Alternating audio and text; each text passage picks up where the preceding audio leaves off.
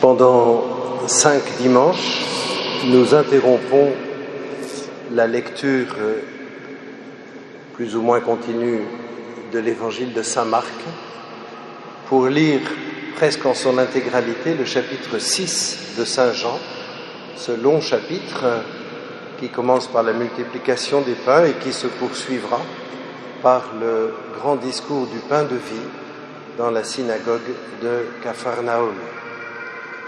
Au passage, il est peut-être bien de prendre le temps à un moment ou à un autre de lire en entier ce chapitre.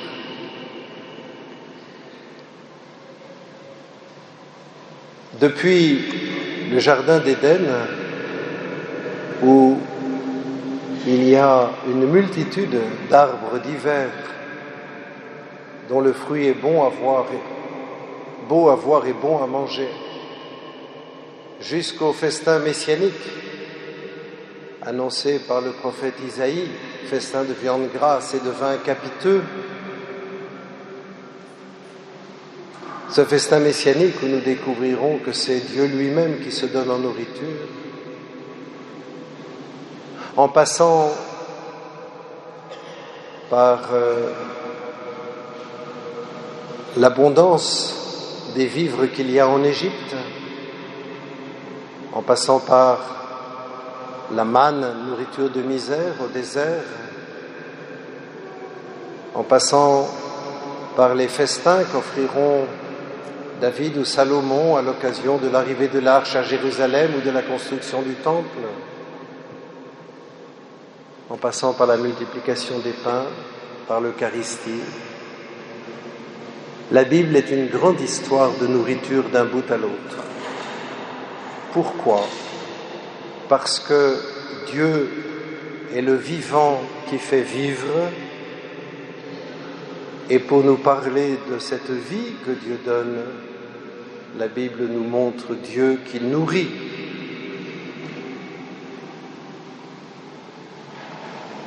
Car nous avons besoin de nourriture pour vivre. Et cette nourriture vient de Dieu, puisque tout ce que nous mangeons, nous le trouvons dans la création. C'est pour cela que nous bénissons Dieu avant de prendre notre repas.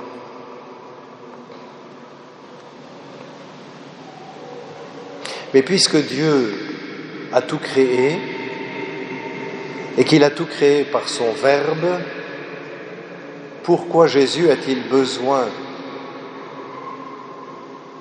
de quelque chose pour nourrir cette foule? Ne pouvait-il pas la nourrir sans partir de rien, lui par qui tout a été fait?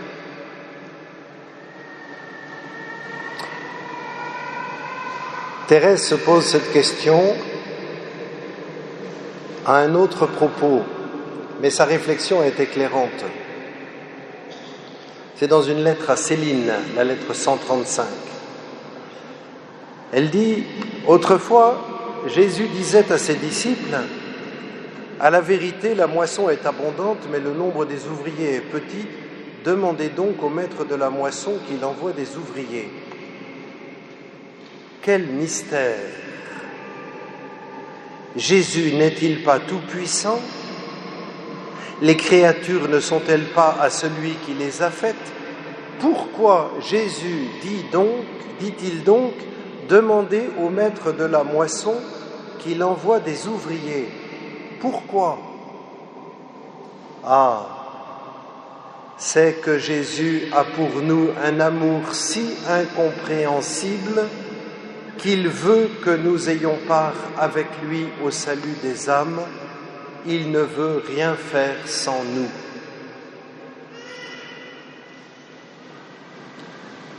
Et cette découverte de Thérèse à propos des ouvriers envoyés à la moisson, nous pouvons analogiquement la décalquer sur cette multiplication des pains. Pourquoi Jésus demande la coopération des apôtres? Parce qu'il ne veut rien faire sans nous.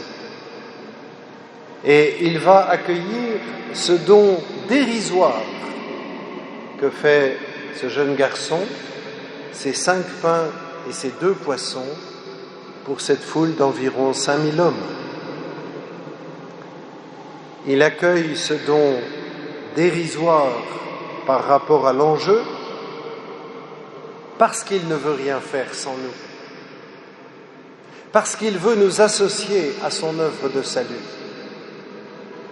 parce qu'il veut que nous ne soyons pas seulement des sauvés, mais qu'avec lui nous soyons aussi sauveurs, non par notre propre grâce, mais par la grâce que nous recevons du Christ. Et comme ce jeune garçon va se laisser dessaisir de ces 5 pains et 2 poissons pour les confier au Seigneur, d'une manière qui peut apparaître folle, car en effet, ce don n'est pas à la hauteur de ce qu'il y a à réaliser. De même que ce jeune homme fait ce don, le Seigneur attend de nous que nous lui apportions ce peu que nous avons pour qu'il puisse nous associer à son œuvre. Le Seigneur Jésus a pour nous un amour si incompréhensible qu'il veut que nous ayons part avec lui au salut des âmes. Il ne veut rien faire sans nous.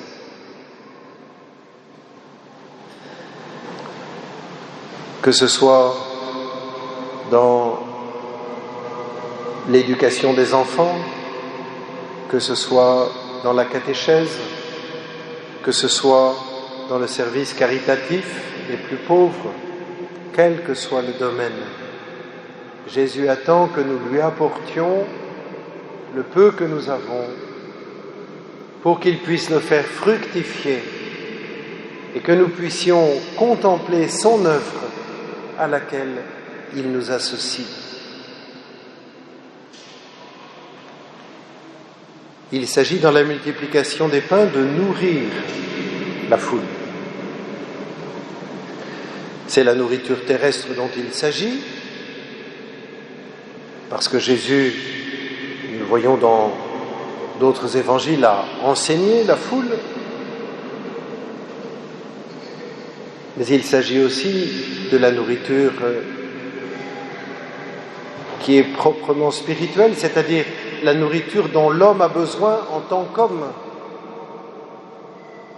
Une des choses qui nous distingue du monde animal, c'est que nous avons besoin d'une nourriture spirituelle, celle qui nourrit le sens de notre existence, qui nous permet de répondre à cette question, à ces questions fondamentales qui nous habitent. Pourquoi est-ce que moi j'existe ? En vue de quoi est-ce que moi j'existe ? Quel est le sens de ma vie ? Y a-t-il une vie après la mort ? Y a-t-il une bonne manière de mourir ? Etc., etc. Et cette vie spirituelle, elle est nourrie par de multiples choses. Elle est nourrie par tout l'apport de la réflexion qui nous précède, à commencer par les philosophes grecs, bien avant Jésus. Toute la littérature, non seulement française, mais de tous les pays, les grands écrivains qui, à travers leurs réflexions, leurs méditations, disent quelque chose du sens de l'existence. Nous avons besoin de cette nourriture et nous avons besoin aussi de la révélation et de la lecture de la parole de Dieu. Nous en avons besoin en tant qu'hommes et nous ne pouvons pas nous contenter de scroller sur un écran pour voir des vidéos qui ne servent à rien. Nous avons besoin d'accorder du temps à cette nourriture de l'âme. Thérèse va participer à la nourriture de l'âme de ses sœurs quand elle va se retrouver en position de quasi-maîtresse des novices. Et elle a quelques pages très intéressantes où elle livre finalement un certain nombre d'aspects de sa pédagogie. C'est dans le manuscrit C, autour des pages 20. Elle écrit ceci. C'est le style de Thérèse. Ne nous laissons pas rebuter. Lorsqu'il me fut donné de pénétrer dans le sanctuaire des âmes, je vis tout de suite que la tâche était au-dessus de mes forces. Alors je me suis mise dans les bras du bon Dieu, comme un petit enfant, et cachant ma figure dans ses cheveux, je lui ai dit « Seigneur, je suis trop petite pour nourrir vos enfants. Si vous voulez leur donner par moi ce qui convient à chacune, remplissez ma petite main et sans quitter vos bras, sans détourner la tête, je donnerai vos trésors à l'âme qui viendra me demander sa nourriture. » Il y a quelque chose d'analogue avec cette multiplication des pains. Qu'est-ce que Thérèse apporte ? Elle n'apporte pas 5 pains et 2 poissons, mais elle apporte sa personne, sa conversion, sa méditation des Saintes Écritures, son expérience de Dieu. Elle apporte tout cela au Seigneur, mais elle comprend que tout cela est insuffisant. Alors elle demande au Seigneur de faire fructifier cela et du coup de lui donner ce qu'elle va pouvoir donner à son tour. De même que les apôtres vont apporter ces 5 pains et 2 poissons et vont recevoir de Jésus ce qu'ils vont donner à la foule. Mais il y a une précision intéressante. Thérèse dit, sans quitter vos bras, sans détourner la tête. C'est-à-dire qu'elle demeure dans la contemplation du Seigneur. Elle demeure dans cette intime union avec Jésus. Et c'est bien cela que le Seigneur attend de nous.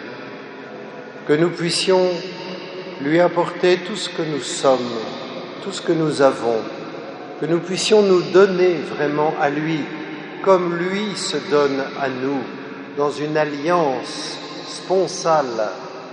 Ceci est mon corps livré pour vous. Et il s'agit de répondre en voulant aussi nous livrer jusqu'en notre corps, comme saint Paul nous le dira dans la lettre aux Romains. Je vous exhorte, frères, par la tendresse de Dieu, à offrir votre corps en sacrifice saint, capable de plaire à Dieu. C'est là pour vous l'adoration véritable. Début du chapitre 12 de la lettre aux Romains. Il s'agit de nous donner tout entier à lui, pour qu'il puisse faire fructifier ce don, et que tout en gardant les yeux fixés sur Jésus, qui est à l'origine et au terme de notre foi, dit la lettre aux Hébreux, nous puissions donner à nos frères ce que Jésus nous donnera pour eux. Oui, Jésus a pour nous un amour si incompréhensible qu'il ne veut rien faire sans nous. Amen.